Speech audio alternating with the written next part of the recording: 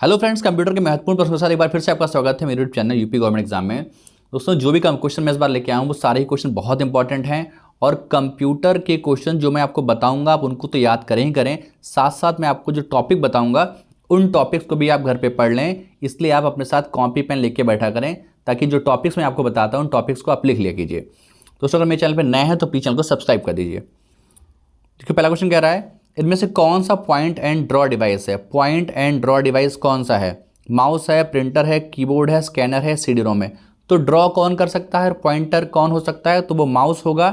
बाकी scanner, CD ROM, printer, keyboard ये कुछ भी पॉइंटिंग या ड्रॉ डिवाइस नहीं है। तो पॉइंटिंग डिवाइस पूछे या ड्रॉ डिवाइस पूछे, दोनों में माउस काउंट किया जा सकता है। अगला क्वेश्चन देखिए, डम्ब टर्मिनल है micro computer, central computer, CPU वाला टर्मिनल या नगण्य इंटेलिजेंस वाला टर्मिनल। देखिए, डम्ब टर्मिनल है तो टर्मिनल तो हो ही होगा, इसलिए माइक्रो कंप्यूटर ये कट जाएगा और सेंट्रल कंप्यूटर ये कट जाएगा। अब डम्ब मीन्स होता है कम या कम इंटेलिजेंस वाला, तो आंसर होगा नगण्य इंटेलिजेंस वाला टर्मिनल। आंसर होगा बी, नगण्य इंटेलिजेंस वाला टर्मिनल, मतलब जिसमें अंदर ना के बराबर इंटेलिजेंस हो वो होगा डम्ब टर्मिनल। अगला क्वेश्चन देखिए, रैम वोलाटाइल या अस्थाई मेमोरी है क्योंकि। देखिए, पहली बात तो इसमें क्वेश्चन में ही एक क्वेश्चन बनता है कि रैम कैसी मेमोरी है, तो एक अस्थाई मेमोरी है, ये याद रखें। और वोलाटाइल मतलब जिसको आप चेंज कर सकते हैं, हटा सकते हैं, बदल सकते हैं, घटा सकते हैं, तो वैसी है। तो रैंडम एक्सेस मेमोरी इसकी फुल फॉर्म होती है, यानी क्वेश्चन से ही 3 क्वेश्चन बनते हैं। रैम की फुल फॉर्म क्या है? Random access memory. ये कैसी मेमोरी है? अस्थाई। इंग्लिश में नाम दे तो वोलाटाइल। ठीक है, अब ये क्यों है ये आपको बताना है। देखिए, इसमें इसे रीड और राइट दोनों के लिए प्रयोग किया जा सकता है, तो रैंडम एक्सेस मेमोरी ये ऑप्शन होगा, या इसमें से किसी भी लोकेशन को सीधे पढ़ा जा सकता है। इसमें डाटा बनाए रखने के लिए लगातार पावर सप्लाई की जरूरत पड़ती है, इसमें लगातार पावर सप्लाई की जरूरत नहीं होती है। तो क्या आंसर होगा? आंसर होगा इसमें डाटा बनाए रखने के लिए लगातार पावर सप्लाई की जरूरत पड़ती है, इसलिए अस्थाई मेमोरी होती है। यानी कि अगर लाइट चली जाए या पावर कट कर दिया जाए तो इस मेमोरी की जितनी भी चीज़ें होती हैं वो डिलीट हो जाती हैं, ख़त्म हो जाती हैं, इसलिए ये अस्थाई है। अगला क्वेश्चन देखिए, जब एक कंप्यूटर में 2 प्रोसेसर लगाए होते हैं तो उसे क्या कहते हैं? एक कंप्यूटर में अगर आप 2 प्रोसेसर लगा देंगे तो उस प्रोसेस को या उस प्रोसेसिंग को हम क्या कहेंगे? डबल प्रोसेसिंग कहेंगे, सीक्वेंशियल प्रोसेसिंग कहेंगे, डुप्लीकेट प्रोसेसिंग कहेंगे या पैरेलल प्रोसेसिंग कहेंगे। तो उसे हम पैरेलल समानांतर प्रोसेसिंग कहेंगे। समानांतर जो पैरेलल चलेगी दोनों, ठीक है, ना कि डबल कहेंगे। 2 के सेंस से डबल ना कीजिएगा, पैरेलल कीजिएगा, ठीक है। अगला देखिए, जब आप कंप्यूटर बूट करते हैं तो क्या होता है? कंप्यूटर बूट मतलब कंप्यूटर के स्टार्ट होने की प्रक्रिया को हम बूटिंग कहते हैं, बूट कहते हैं। तो जब कंप्यूटर बूट करते हैं तो क्या होता है? ऑपरेटिंग सिस्टम डिस्क से रैम में कॉपी किया जाता है, ऑपरेटिंग सिस्टम मेमोरी से डिस्क में कॉपी किया जाता है, ऑपरेटिंग सिस्टम के अंश कंपाइल किए जाते हैं, कंप्यूटर बंद हो जाता है। तो बंद हो जाता है ये तो बिल्कुल गलत है, ठीक है। ऑपरेटिंग सिस्टम डिस्क से रैम में कॉपी किया जाता है, ठीक है। रैम में ये चीज़ कॉपी हो जाती है और वही चीज़ हमको जो है सामने प्रदर्शित होती हैं। आंसर होगा ए। अगला क्वेश्चन देखिए, 2 या अधिक प्रोग्राम के एक साथ प्रोसेसिंग की प्रक्रिया क्या कहलाती है?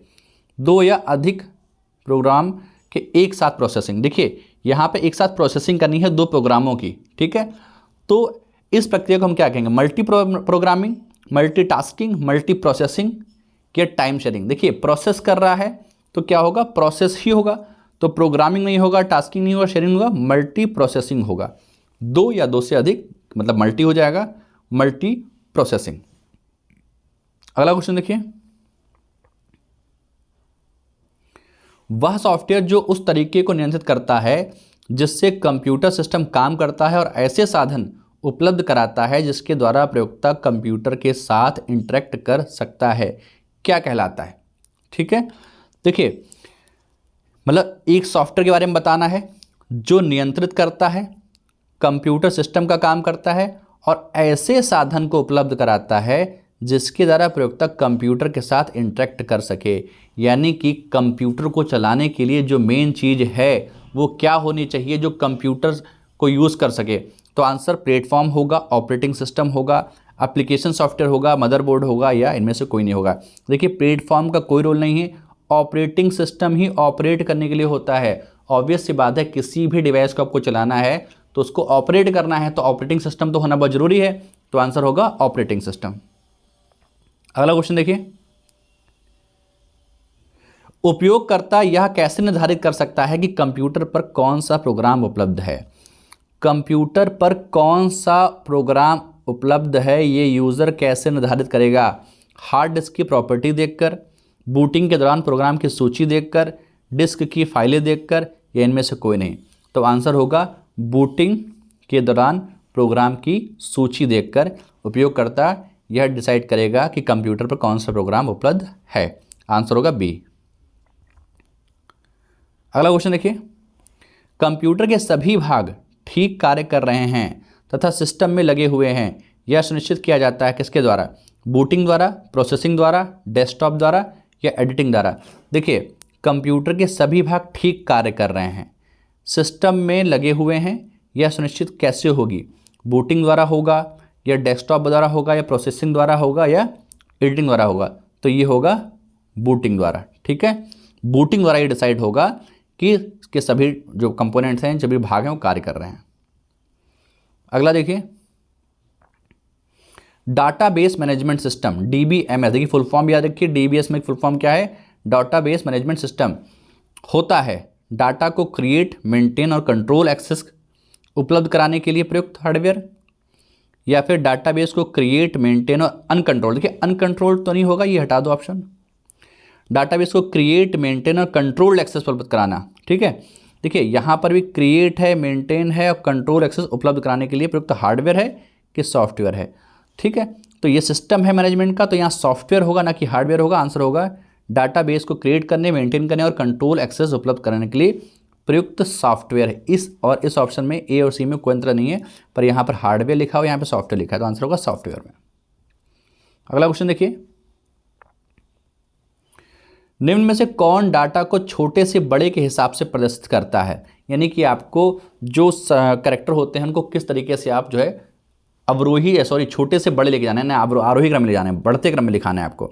तो सबसे पहले क्या होता है, सबसे पहले क्या होता है, बिट होता है, और बिट एक में जो रखा है बिट है, फिर बाइट है, फिर कैरेक्टर है, फिर फील्ड है, फिर रिकॉर्ड है, फिर फाइल है, फिर डाटाबेस है।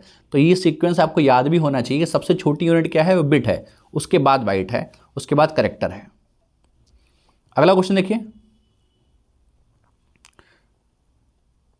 निम्नलिखित में से किसमें व्यक्ति, स्थान, घटना या चीज जैसी सिंगल आइडेंटिटी संबंधी जानकारी डाटाबेस में उपलब्ध होती है। देखिए किसी व्यक्ति, स्थान, घटना या कोई चीज की सिंगल आइडेंटिटी मतलब उसकी पहचान संबंधी डाटा होता है, उसे क्या कहते हैं। Query, form, table, record. तो उसे हम रिकॉर्ड्स कहते हैं। ठीक है, यानी कि अगर किसी चीज़ के बारे में आपको जानकारी लेनी है या कोई जो दी होती है तो उसको हम रिकॉर्ड्स में कहते हैं। रिकॉर्ड्स में सारी चीज़ें होती हैं, तो आंसर रिकॉर्ड्स होगा, ना कि क्वेरी होगा, ना कि टेबल होगा। ठीक है, आंसर होगा रिकॉर्ड्स। अगला क्वेश्चन देखिए, आभासी निजी परिपथ यानी वर्चुअल प्राइवेट नेटवर्क क्या है। यह किसी संस्था पर निजी कंप्यूटर परिपथ है जिसे सुदूर बैठे प्रयोक्ता संस्था के सर्वर के माध्यम से सूचना प्रेषित करते हैं। यह किसी निजी इंटरनेट पर बना कंप्यूटर परिपथ है जो प्रयोक्ता को अपनी संस्था के परिपथ में प्रवेश करने की सुविधा देता है और प्रेषित की जा रही सूचना को सुनिश्चित कर रखता है।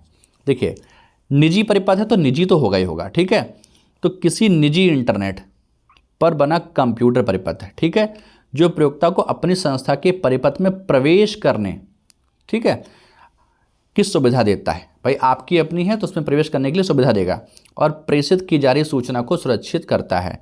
आंसर बी होगा इसका। ठीक है, इस तरीके के क्वेश्चंस बहुत आते हैं जो काफ़ी लेंथी होते हैं, देखने में आपको बहुत टफ लगेंगे, पर उन्हें पोलाइटली प्यार से थोड़ा सा देख लें और अच्छी तरीके से पढ़ लें, समझ लें, हो सकता है आपको आंसर मिल जाए। तो ऐसा नहीं है कि मतलब कोई क्वेश्चन लंबा मिल जाए तो आप उसे समझें ना, पढ़े ना या तुक्का मार दें उसमें, तो वो ठीक नहीं है। एक बार समझ लें, क्योंकि कभी कभार क्या होता है कि क्वेश्चंस में ही आंसर छिपा हुआ होता है।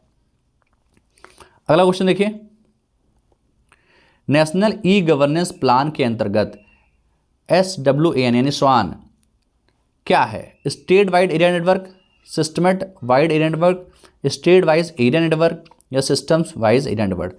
देखिए इस S का मतलब स्टेट होता है, क्लियर, क्या होता है, स्टेट होता है, और वैन तो आपको पता ही होगा, वाइड एरिया नेटवर्क होता है। देखिए वैन, लैन और मैन, इन सब की फुल फॉर्म आपको पता होनी चाहिए, बहुत बेसिक है, ये याद जरूर रखना। और इसमें एस जुड़ा हुआ है तो इसमें एस का मतलब स्टेट हो गया, बाकी वैन मतलब वाइड एरिया नेटवर्क है। तो आंसर होगा स्टेट वाइड एरिया नेटवर्क, आपका आंसर हो जाएगा ए। अगला देखिए, इंट्रानेट क्या है? ठीक है, इंट्रानेट क्या है? सूचना के अंतरण के लिए प्रयुक्त आंतरिक इंटरनेट, सूचना को बाहरी कंपनी को अंतरण करने के लिए प्रयुक्त आंतरिक नेटवर्क, किसी संस्था के अंदर सूचनाओं के अंतरण के लिए प्रयुक्त आंतरिक नेटवर्क, या सूचना को दो संस्थाओं के बीच अंतरण के लिए प्रयुक्त आंतरिक नेटवर्क। देखिए इंट्रानेट क्या है ये समझना है, बाकी ऑप्शंस को हम समझते हैं कि कहना क्या चाह रहा है। ठीक है, किसी संस्था के अंदर सूचनाओं के अंतरण, ठीक है, सूचनाओं के अंतरण मतलब सूचनाओं का आदान प्रदान के लिए प्रयुक्त आंतरिक नेटवर्क। ठीक है, यानी कि अंदर का जो नेटवर्क है किसी संस्था के अंदर जो आपस में सूचनाएं शेयर करेगा, उसी को हम इंट्रानेट कहते हैं। ये इंटरनेट नहीं है, ये इंट्रानेट है। ठीक है, तो इंटरनेट क्या है? कि किसी भी संस्था के अंदर सूचनाओं के आदान प्रदान के लिए प्रयुक्त जो नेटवर्क होता है उसे हम इंटरनेट कहते हैं। अगला देखिए, किसी बाहरी संस्था को इंटरनल वेब पेजों को एक्सेस करने देना हो तो प्रयोग होगा, किस चीज़ का होगा बताइए? किसी बाहरी संस्था को अगर आप इंटरनल वेब पेजों पर एक्सेस करने देते हैं तो आपके पास जो पर्सनल इंटरनेट नेटवर्क है उसे कहेंगे। और अभी हमने क्या पढ़ा था? इंट्रानेट। इंट्रानेट यानी आपका पर्सनल, आपका जो निजी नेटवर्क है जो आपके संस्था के लोगों के लिए है, आप उसमें एक्सेस देंगे तो आप प्रयोग होता है उसमें इंट्रानेट। पहले वाले क्वेश्चन का और इसका आंसर सेम है। अगला क्वेश्चन देखिए, साइबर लॉ की शब्दावली में DOS क्या है? देखिए DOS अगर कंप्यूटर की स्थिति में देखें तो डिस्क ऑपरेटिंग सिस्टम होता है, पर यहाँ पर साइबर लॉ के प्रोस्पेक्ट में पूछा है तो साइबर लॉ के हिसाब से क्या है ये आपको बताना है। तो आंसर होगा डिनायल ऑफ सर्विस। क्या होगा? डिनायल ऑफ सर्विस, सर्विस के लिए मना कर देना, डिनायल ऑफ सर्विस होगा। अगला क्वेश्चन देखिए,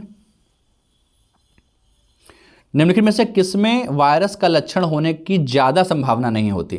यानी किसमें जल्दी वायरस नहीं आता? तो वो आपको बताना है। मौजूदा प्रोग्राम फाइल या आइकन गायब हो जाते हैं, ऐसा होता है नहीं होता है? दूसरा, CD-ROM काम करना बंद कर देता है, वेब ब्राउज़र कोई असामान्य पेज खोल देता है, स्क्रीन पर असामान्य संदेश या चित्र दिखते हैं। देखिए ऐसा होता है कि वेब ब्राउज़र असामान्य होम पेज खोल देते हैं, यहाँ वायरस आ जाता है, स्क्रीन पर असामान्य संदेश भी दिखने लगते हैं, ये भी कंडीशन होती है। फाइल या आइकन गायब हो जाते हैं, ये भी होता है, पर CD-ROM काम करना बंद कर दे, सामान्यतः ऐसा नहीं होता है। तो यहाँ पर वायरस की संभावनाएं कम होंगी। आंसर होगा CD-ROM काम करना बंद कर दे, ये गलत बात है। अगला क्वेश्चन देखिए,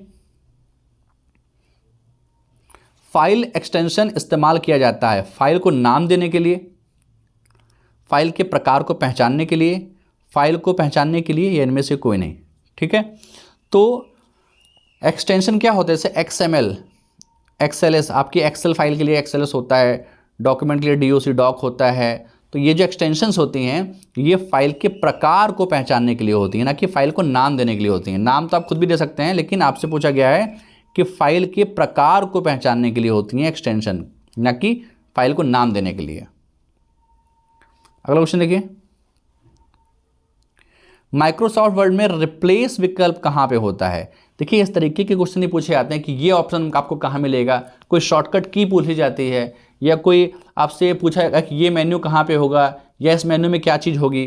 तो आपसे पूछा कि रिप्लेस वाला जो ऑप्शन होगा वो माइक्रोसॉफ्ट में फाइल मेन्यू में होगा, व्यू मेन्यू में होगा, एडिट मेन्यू में होगा, या फॉर्मेट मेन्यू में होगा। इनमें से कोई नहीं, आंसर होगा एडिट मेन्यू। एडिट मेन्यू में आपको रिप्लेस का ऑप्शन मिलेगा। तो दोस्तों सारे ही क्वेश्चन बहुत इंपॉर्टेंट है। अगर आप मेरे चैनल पर नए हैं तो प्लीज चैनल को सब्सक्राइब कर दीजिए, और अगर आपको बिल्कुल भी थोड़ा सा भी ये यूजफुल लगता है वीडियो तो आप इसको लाइक भी कर दीजिए। दोस्तों वीडियो देखने के लिए धन्यवाद।